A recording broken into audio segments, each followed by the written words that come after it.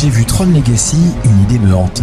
Pas seulement à cause de ses visuels à couper le souffle, ni de sa musique qui résonne encore dans ma tête, mais pour ce qu'il révèle sur nous, sur notre fascination, parfois aveugle pour la technologie, et sur les traces que nous gravons dans ce monde numérique, au-delà de tout contrôle.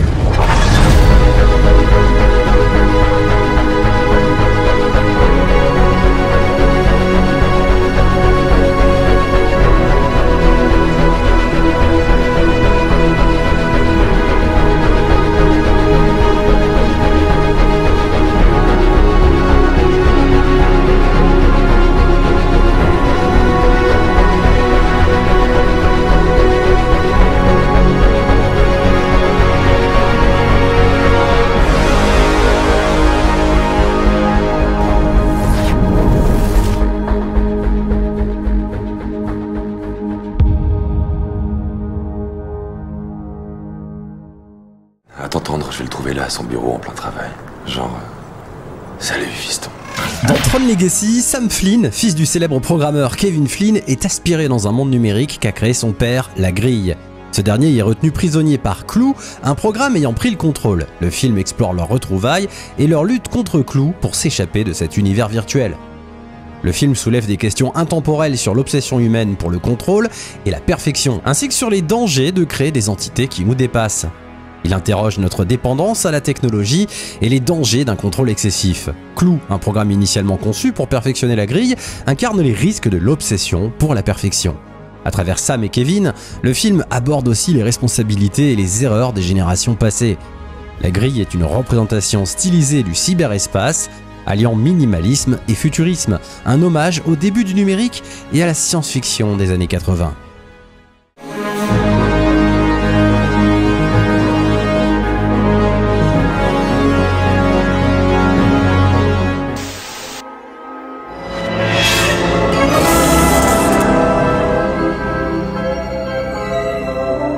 En 1982, le cinéma vivait une petite révolution. Au cœur de cette époque où l'ordinateur commençait à peine à devenir un objet de fascination pour le grand public, Walt Disney sort un film qui allait repousser les frontières du possible, Tron, réalisé par Steven Lisberger. Ce long métrage est une véritable plongée dans le monde naissant de l'informatique et des jeux vidéo, à une époque où ces concepts semblaient presque futuristes. Comment font les jeunes pour se débrouiller? Comment font-ils pour avoir l'argent qu'ils dépensent dans les salles de jeu? Bien, les plus fortunés aident les moins fortunés. Je crois qu'il y a une solidarité qui est quand même assez grande, mais il y a aussi tout ce qui passe en dessous, c'est-à-dire la manche, la fauche, tout ce qui est à la lisière. D'abord, ces jeux se trouvent dans des salles qui servent de lieu de rassemblement à des loupards. Je ne parle pas des jeux vidéo ni flippers. L'histoire suit Kevin Flynn, un programmeur de génie interprété par Jeff Bridges, qui découvre qu'Encom, l'entreprise pour laquelle il travaille, lui a volé ses créations, notamment un jeu vidéo à succès. Dans une tentative de trouver des preuves, Flynn pénètre dans les serveurs de l'entreprise, mais se fait numériser et se retrouve projeté à l'intérieur d'un monde virtuel, le réseau informatique. Là-bas, il découvre un univers dominé par un programme tyrannique, le MCP pour Master Control Program, qui réduit les autres programmes en esclavage. Aidé par Tron, un programme conçu pour protéger les utilisateurs, Flynn doit trouver un moyen de détruire le MCP et de retourner dans le monde réel. Et très compliqué à regarder aujourd'hui Tron, je vous le cache pas, c'est limite un supplice, parce que le film a clairement très mal vieilli. Alors oui, à l'époque c'était une prouesse visuellement impressionnante. Après, une fois qu'on s'adapte finalement à ce visuel très étrange aujourd'hui, on se laisse un petit peu happer par l'histoire, mais le scénario n'est pas non plus extraordinaire, on comprend pas tout, clairement, dans ce qui se passe dans le Tron de 1982. En plus, je m'y suis intéressé bien après avoir découvert Tron Legacy. Donc, étant donné que c'est pas un film que j'ai découvert dans les années 80, je pense clairement que pour la nouvelle génération qui découvrirait ce film, ça pique un petit peu. Mais ça n'en reste pas moins pour l'époque un film très impressionnant qui, je le rappelle, est sorti avant Terminator et qui parlait déjà de l'intelligence artificielle, en tout cas qui abordait cette thématique avec le MCP. Le film est une prouesse technique pour son époque. C'est l'un des premiers longs métrages à intégrer de façon significative des images générées par ordinateur, ou CGI dans sa réalisation. À l'époque, cette technologie en était assez balbutiement. Et il faut savoir qu'une grande partie de ce qui est perçu comme de l'animation informatique a en réalité été créé à la main, image par image, avec un soin artisanal incroyable. Chaque scène située dans le monde virtuel nécessitait des techniques complexes, comme la rotoscopie, des lumières rétroéclairées et une superposition d'effets, le tout sans aucun ordinateur puissant à disposition. Un travail titanesque qui a duré plusieurs années. À la tête de ce projet ambitieux, Steven Lisberger, un cinéaste visionnaire qui a conçu Tron comme une ode au monde de la technologie et à son impact sur l'humanité. Inspiré par les premières bornes d'arcade, comme Pong, et par les films de science-fiction, Lisberger voulait créer une œuvre qui questionne la place de l'homme face à l'intelligence artificielle et l'évolution de l'informatique. Et je vous rappelle que c'est 2 ans avant la sortie de Terminator. Disney a hésité à produire un film aussi avant-gardiste, mais a finalement pris le risque de se lancer dans cette aventure. À sa sortie, Tron divise la critique et le public. Si le film est applaudi pour son esthétique révolutionnaire et sa vision audacieuse, il est aussi critiqué pour son scénario jugé complexe et parfois difficile à suivre. Certains considèrent que les personnages manquent de profondeur, tandis que d'autres saluent l'originalité de son univers. Sur le plan commercial, Tron ne réalise pas les chiffres espérés, mais il devient rapidement une œuvre culte grâce à son statut de pionnier dans l'histoire des effets spéciaux. Malgré ses débuts mitigés, l'impact de Tron est immense. Il ouvre la voie à une nouvelle ère pour les effets spéciaux numériques dans le cinéma. Des films comme The Last Starfighter, qui fut l'un de mes films préférés enfant, Jurassic Park ou même des œuvres plus modernes comme Matrix ou Ready Player One, doivent une partie de leur ADN à Tron. De plus, ils contribuent à populariser les concepts de réalité virtuelle et de monde numérique bien avant que ces idées ne deviennent populaires. Lorsque Tron est sorti en 82, il a marqué les esprits, mais son succès commercial modéré a empêché toute suite immédiate. Pourtant, avec le temps, le film est devenu culte, notamment grâce à l'évolution des technologies qu'il avait contribué à populariser. Dans les années 2000, les effets spéciaux numériques avaient atteint une maturité qui permettait de rendre justice à l'univers de Tron. La montée en puissance de la culture geek et le succès de franchises comme Matrix ou Star Wars ont poussé Disney à explorer ses anciennes licences sous un nouvel angle. L'idée d'un Tron 2.0 a alors commencé à germer, mais Disney ne voulait pas seulement surfer sur la nostalgie, il voulait moderniser l'univers tout en rendant hommage au film original. Pour diriger ce projet, Disney a misé sur Joseph Kosinski, un architecte et réalisateur de pubs. Inconnu dans le cinéma, Kosinski avait pourtant une vision très claire de ce que devait être Tron Legacy. Grâce à ses compétences en design et en effets visuels, il a su convaincre les studios avec un court-métrage conceptuel qu'il a réalisé pour présenter son approche de l'univers de Tron. Ce court-métrage, présenté en 2008 lors du Comic-Con sous le nom de Tron la grille, a enthousiasmé le public et assuré à Kosinski la direction du projet. Au casting, Jeff Bridges est rapidement embauché pour reprendre son rôle de Kevin Flynn et incarner Clou afin de reconnecter Tron Legacy au film original. Bridges, séduit par les avancées technologiques permettant de jouer une version rajeunie de lui-même, grâce au numérique, a accepté de revenir dans cet univers. Gareth Edlund est choisi pour interpréter le fils de Kevin Flynn. Disney souhaitait un jeune acteur alors relativement inconnu. Son rôle était central pour introduire une nouvelle génération au monde de Tron.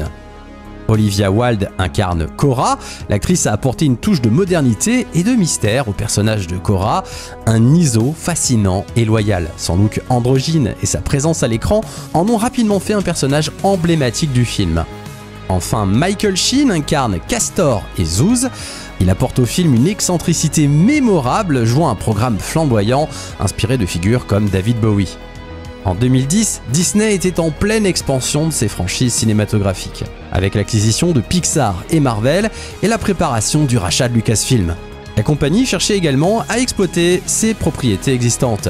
Tron offrait donc un potentiel unique, une mythologie déjà en place, un lien avec la culture geek et un univers visuel qui pouvait être réinventé grâce aux nouvelles technologies. L'avènement des films en 3D après le succès d'Avatar, sorti 1 an plus tôt, faisait de Tron Legacy un candidat idéal pour capitaliser sur cette nouvelle tendance. Après près de 3 décennies et un développement ambitieux, Tron Legacy a marqué un retour audacieux dans cet univers numérique unique. Il a modernisé l'esthétique, réinventé ses personnages et plongé le public dans un monde virtuel comme jamais auparavant. Alors préparez-vous, car il est maintenant temps de retourner dans la grille.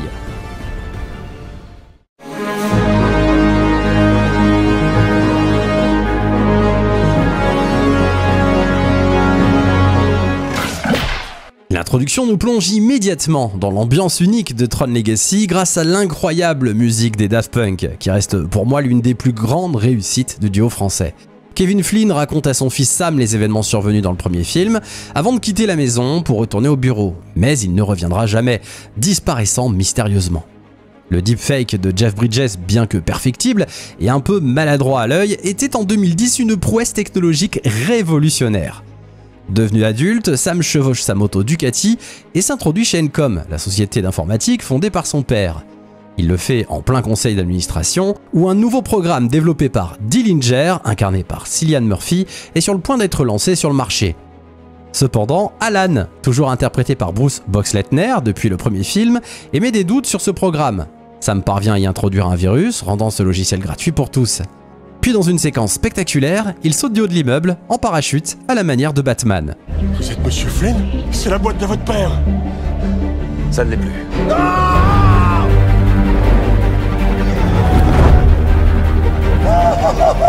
De retour chez lui, il est rejoint par Alan qui lui montre un mystérieux message reçu sur son beeper, provenant de l'ancien bureau de son père, situé dans une salle d'arcade.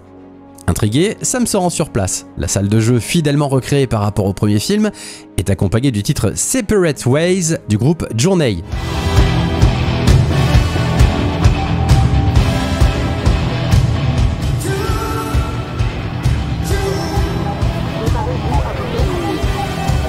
Une chanson souvent utilisée ces dernières années pour évoquer l'ambiance des années 80.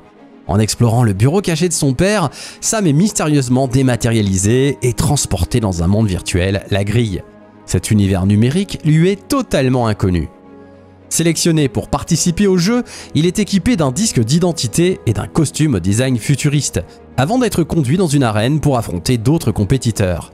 Il apprend rapidement les règles de ce monde en éliminant 2 ennemis, mais il est battu par le 3e qui le blesse et révèle ainsi son statut de concepteur.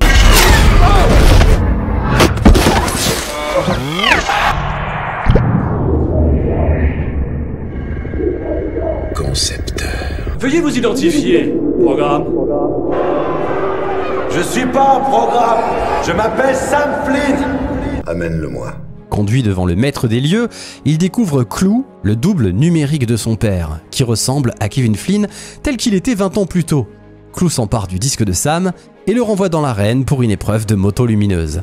Le principe du jeu est simple, couper la trajectoire des adversaires tout en évitant leurs pièges. Alors que Sam est sur le point de perdre face à Clou, il est sauvé in extremis par Cora, une mystérieuse alliée venue le chercher en voiture. Elle l'emmène dans une forteresse où il retrouve enfin son véritable père. Lors d'un dîner, Kevin lui explique pourquoi il n'est jamais revenu. À l'époque, il travaillait sur le système avec Clou et Tron, créé par Alan, lorsque des ISO sont apparus. Ces intelligences artificielles spontanées représentaient une révolution, un miracle. Mais Clou, programmé pour rechercher la perfection, s'est rebellé. Il a trahi Kevin, exterminé les ISO et refermé le portail, emprisonnant Kevin dans la grille. Clou aujourd'hui cherche à accéder au monde réel grâce au disque de Kevin, et Sam a été utilisé comme appât pour le faire sortir de sa cachette. Mon disque est une sorte de sésame, c'est la principale clé. Clou a compris que si je peux vivre ici... Il peut vivre là-bas. Et ensuite? Game over. Il est allergique à l'imperfection. Quoi de plus imparfait que notre monde? Qu'est-ce qui t'a amené ici? Dans la grille? Le message que tu as envoyé à Alan. Je n'ai envoyé aucun message. Cora conseille alors à Sam d'aller voir un dénommé Zouz, qui pourrait l'aider à quitter la grille. Sam s'empare d'une moto lumineuse et se rend dans une boîte de nuit. Là, les Daft Punk font un caméo en tant que DJ et Sam est présenté à Castor, qui s'avère être Zouz, un ancien programme ayant survécu à la purge. Cependant, Castor trahit Sam. Alors que Cora vient à sa rescousse, elle est gravement blessée, perdant un bras, et Kevin se fait voler son disque. Le trio parvient à monter à bord d'un train en direction du portail. Kevin révèle à Sam que Cora est en réalité la dernière des ISO, une relique unique du miracle initial. Là, ça me dépasse. C'est une ISO. Oui, la dernière des ISO. Dans notre monde, elle pourrait tout changer. En chemin, ils sont interceptés par Clou et ses troupes, une armée constituée de programmes reconfigurés en soldats. Adieu. Kevin Flynn! Aujourd'hui, où es-tu? Ton disque. j'ouvrirai les portes de leur monde pour le rendre accessible à tous et à chacun. Sam parvient à récupérer le disque de son père et à sauver Cora, en dépit de l'intervention de Tron, désormais reprogrammée par Clu. Lors d'un combat aérien spectaculaire, Tron retrouve brièvement son libre arbitre et choisit de se sacrifier en se retournant contre Clu, bien que ce dernier en sorte victorieux. Clu rattrape finalement Kevin, Sam et Cora au portail. J'ai créé une perfection de système. Le paradoxe de la perfection, c'est qu'on ne l'atteint jamais. Pardonne-moi, Clu.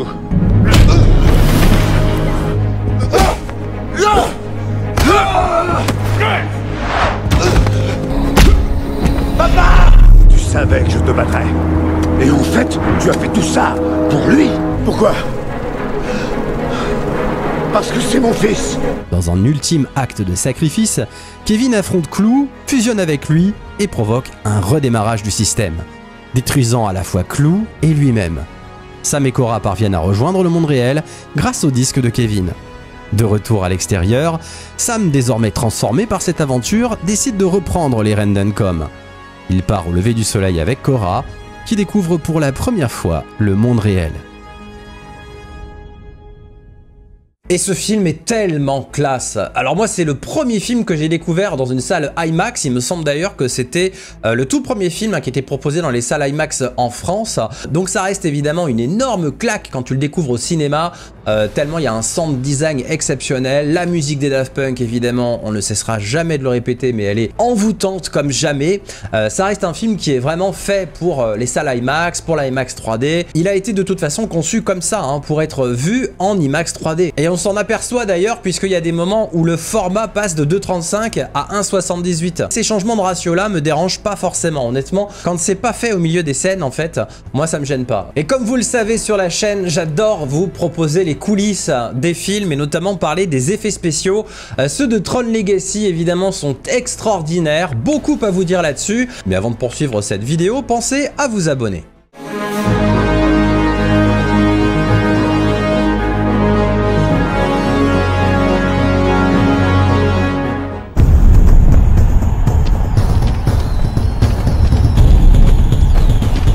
L'univers de Tron Legacy représente une prouesse esthétique et technique qui continue d'émerveiller encore aujourd'hui. Un des éléments les plus audacieux du film, c'est bien sûr la recréation numérique de Jeff Bridges en version jeune pour le personnage de Clu. Grâce à la capture de mouvement facial, Jeff Bridges portait des capteurs qui enregistraient ses expressions. Les données étaient ensuite utilisées pour créer un double numérique rajeuni. Et c'était l'une des premières utilisations à grande échelle de cette technologie. Bien qu'impressionnant, le rendu souffrait d'un effet de malaise lié notamment au rendu des yeux, rendant Clu parfois très artificiel. Cette technique a tout de même ouvert la voie à des créations similaires dans des films comme Rogue One avec Peter Cushing ou encore The Irishman avec le rajeunissement de Robert De Niro et d'Al Pacino. Contrairement à Tron de 1982 où les costumes luminescents étaient ajoutés en post-production, Tron Legacy a intégré des LED directement dans les costumes. Ces costumes conçus par Michael Wilkinson comportaient des bandes LED alimentées par batterie. Ces éléments posaient des défis comme la chaleur, le poids et la fragilité lors des scènes d'action. Ces lumières dynamiques interagissaient directement avec les environnements physiques et numériques, créant une esthétique organique inédite. Cette innovation rendait les personnages parfaitement intégrés à leur univers, sans nécessité d'ajouts numériques lourds en post-production. Le monde de la grille est également une révolution immersive du monde numérique introduit dans le premier Tron. Digital Domain a conçu des environnements 3D entièrement générés par ordinateur avec une esthétique néon rétro-futuriste caractéristique. Les effets lumineux simulaient l'énergie et la vitesse, reflétant l'essence d'un univers informatique. L'utilisation de la 3D stéréoscopique et des décors virtuels à 360 degrés a permis de plonger le spectateur au cœur de ce monde. Les motos lumineuses ou Light Cycles, emblématiques de l'univers de Tron, ont été également revisitées pour le film. Ces motos ont été entièrement modélisées en CGI, permettant des mouvements fluides et des angles de caméra spectaculaires. Les courses se déroulent dans des décors numériques vivants et réactifs, amplifiant la tension et l'immersion. Les explosions, les collisions et les trajectoires ont été soigneusement simulées pour maintenir un équilibre entre réalisme et esthétique stylisée. L'impact visuel de Tron Legacy nous invite à le comparer avec d'autres films importants, comme Matrix. Matrix a introduit des techniques comme le bullet time, immédiatement adoptées par l'industrie.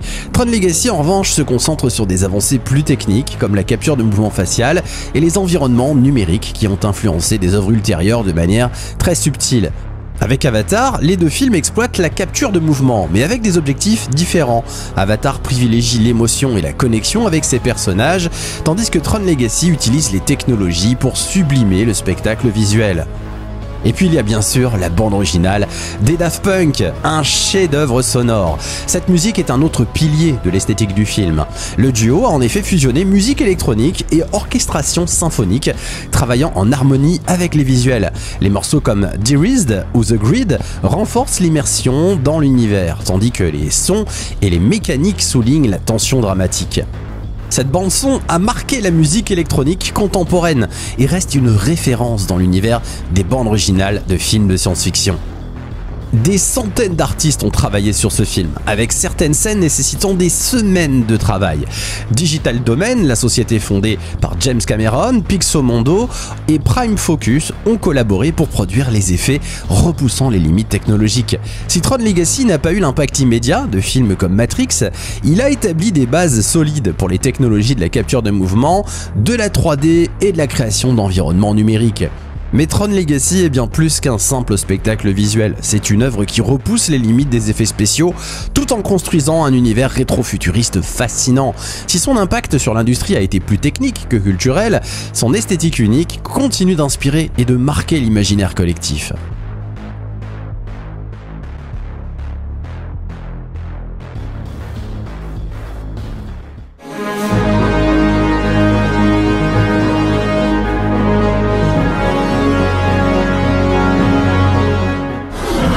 Les critiques de l'époque ont été impressionnés par la beauté visuelle du film, souvent qualifié de révolutionnaire. L'univers numérique de la grille a été salué pour son esthétique néon, ses designs futuristes et sa cohérence visuelle. Beaucoup l'ont comparé à une œuvre d'art numérique, même si certains trouvaient l'ensemble parfois plutôt froid. La bande originale des Daft Punk a été considérée comme l'un des grands points forts du film. La musique a été acclamée pour son mélange de sonorités électroniques et orchestrales. Plusieurs critiques ont souligné qu'elle contribuait largement à l'immersion dans cet univers numérique. Mais il y a eu aussi des critiques négatives. De nombreuses personnes ont estimé que le film se reposait trop sur ses visuels au détriment d'un scénario solide. Les thèmes philosophiques abordés dans le film, comme l'intelligence artificielle, la recherche de perfection ou encore l'héritage, ont été jugés sous-exploités ou mal développés. Et bien que révolutionnaire pour l'époque, le jeune Jeff Bridges numérique a divisé les critiques. Beaucoup ont ressenti un effet dérangeant. Certains ont noté que l'émotion du personnage en pâtissait, rendant le clou peu engageant. Les relations entre les personnages, notamment entre Kevin et son fils Sam, ont été jugées trop froides ou superficielles. Le film a souvent été qualifié de triomphe visuel, mais d'échec narratif. Il a réussi à séduire un public déjà fan du premier Tron et des œuvres de science-fiction stylisées, mais il n'a pas su conquérir un public plus large.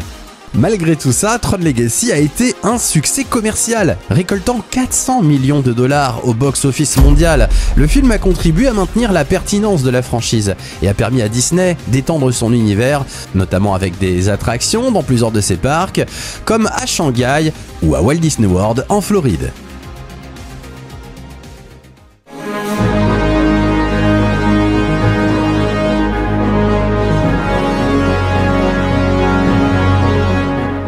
La salle d'arcade de Flynn a été reconstruite dans les moindres détails pour le film, en hommage à l'original de 1982. Les machines d'arcade visibles dans les scènes ont été restaurées ou recréées pour donner une authenticité et un parfum de nostalgie à cette séquence importante du film. Le chef décorateur Darren Guilford a étudié les designs originaux de Sid Mead, célèbre pour avoir travaillé sur le film Blade Runner, afin de conserver l'esprit du premier Tron.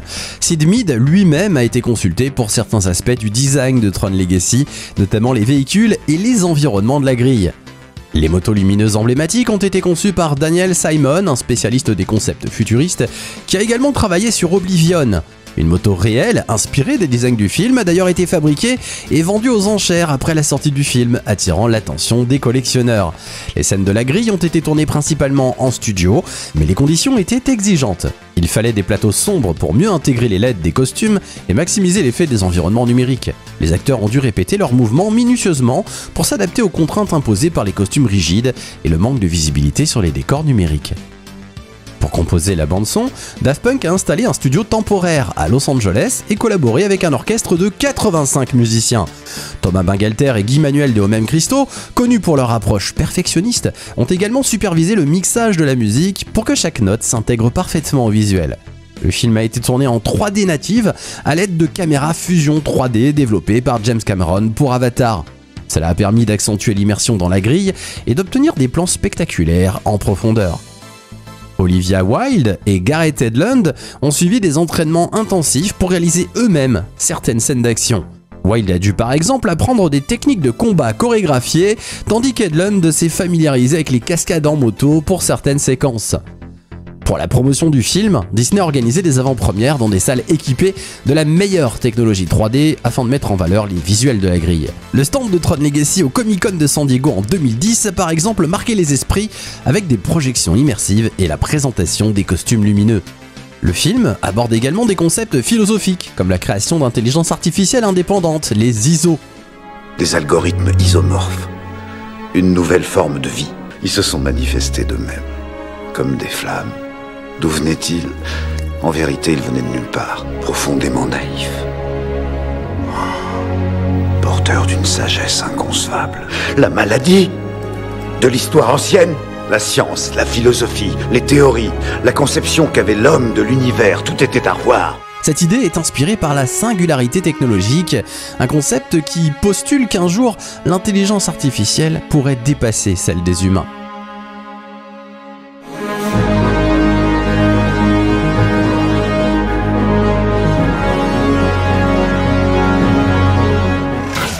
Le design néon et rétro-futuriste de Tron Legacy a laissé une empreinte durable sur la culture populaire, devenant un véritable symbole visuel. L'univers lumineux et épuré du film, avec ses lignes nettes et ses couleurs vives, a inspiré des œuvres audiovisuelles majeures, notamment des jeux vidéo comme Cyberpunk 2077 et même Fortnite, ainsi que de nombreuses campagnes publicitaires. L'iconographie des costumes et véhicules, comme les célèbres motos lumineuses, reste profondément ancrée dans l'imaginaire collectif. Cette esthétique à la fois futuriste et rétro a jeté les bases d'une nouvelle manière de concevoir les mondes numériques dans les productions contemporaines.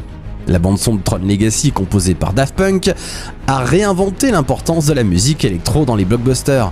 Leur collaboration avec Joseph Trapanese, qui a orchestré et adapté la musique en y ajoutant une dimension symphonique, a créé une fusion inédite entre électro et orchestration classique. Ce mariage des genres a transcendé les frontières musicales et a marqué une nouvelle ère pour la bande originale de film. Plusieurs années après, Trapanese a travaillé cette même esthétique musicale en collaborant avec Anthony Gonzalez de M83 sur la bande-son d'Oblivion, sorti en 2013, un autre film de science-fiction signé Joseph Kosinski. Ce lien entre Daft Punk, Trapanese, M83 et Kosinski montre comment ces artistes ont su forger une identité musicale cohérente qui soutient non seulement l'univers visuel mais aussi la thématique profonde de chaque film.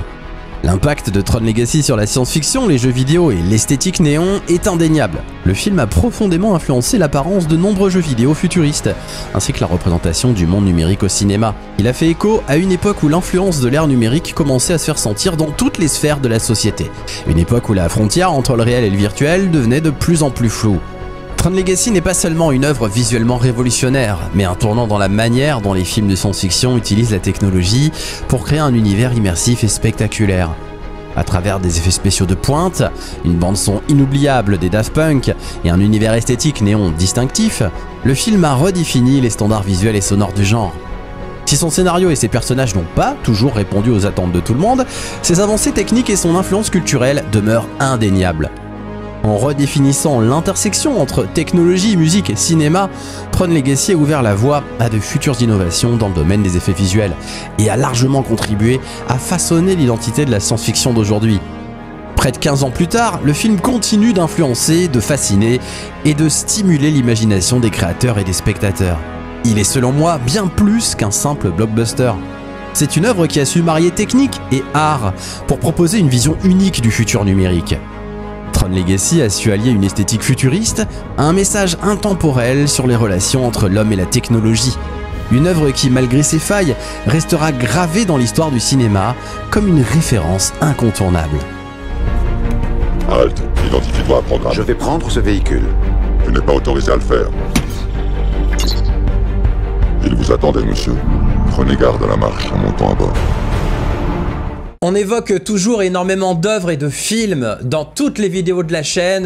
Ça a été encore le cas pour Tron Legacy, où il y a souvent des ramifications et des ponts à faire avec d'autres films. Alors s'il y en a un justement dont vous voulez qu'on parle sur la chaîne, n'hésitez pas à me le mentionner en commentaire.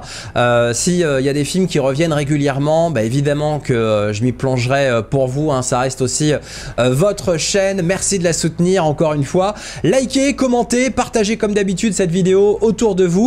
Et puis abonnez-vous si c'est pas déjà fait, ça soutient énormément la chaîne, vous le savez. En attendant, j'espère que cette nouvelle vidéo vous aura plu. J'ai pris personnellement beaucoup de plaisir à me plonger dans les coulisses de Tron Legacy pour vous. J'ai un petit peu peur de Tron 3, hein, Tron Ares. La date de sortie est toujours fixée au 10 octobre donc 2025. Le problème c'est que j'ai l'impression qu'ils vont un petit peu mettre de côté toutes les bonnes idées qui ont été lancées dans Tron Legacy, à savoir les ISO, la sortie de la grille de Sam avec Cora, parce qu'on a envie de les revoir. Le problème c'est que les acteurs n'ont pas l'air d'être au casting, ni Gareth Edlund ni Olivia Wilde. Le seul acteur qui est de retour c'est Jeff Bridges, mais j'ai un petit peu peur que ce soit pour une sorte de caméo. Rien ne nous dit qu'ils vont d'ailleurs nous le remontrer dans la grille pour ce numéro 3. À la réalisation, Joseph Kosinski n'est plus là. Malheureusement, c'est un réalisateur un petit peu yes man de chez Disney, réalisateur de Pirates des Caraïbes, La Vengeance de Salazar.